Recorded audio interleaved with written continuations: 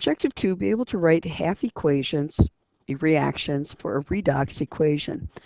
And you need to know these rules. Your first task is to balance the species, then add water to balance out any oxygen. Once you do that, or even if you don't do that, if you have to balance the hydrogen, you use H plus because it's going to be an acidic solution. And then you add electrons to balance the charge. So if I told you ammonia, NH3, combines with oxygen to form nitrogen monoxide and water, the first half reaction I look at could be the NH3 becoming NO. So my first thing is to balance the species, and the nitrogen is equal on each side, so I don't need to do anything. Then I have to balance the oxygen, and I do have an oxygen on the right, so I add an H2O on the left.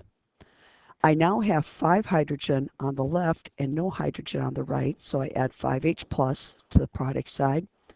And now I have to balance electrons to balance charge.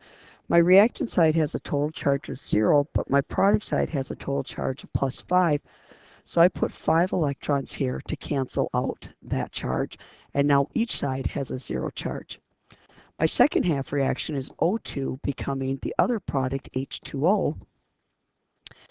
And when I look at this, I don't have a species other than oxygen, so I add more water to the right side to balance it, get 2 oxygen on that side, or 2 H2O.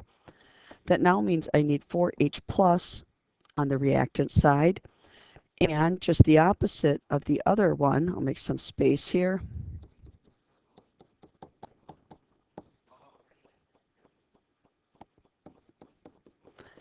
I now need to add some hydrogen to balance my charge again, because I have no charge on the product side, but I have O2 with no charge, 4H plus, so I need 4 electrons here to balance that charge out.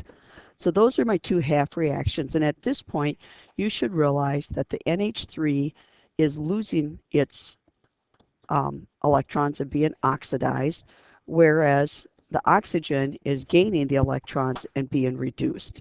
So not only should you be able to write the half reactions, but you should be able to identify which one's the oxidation and which one's the reduction.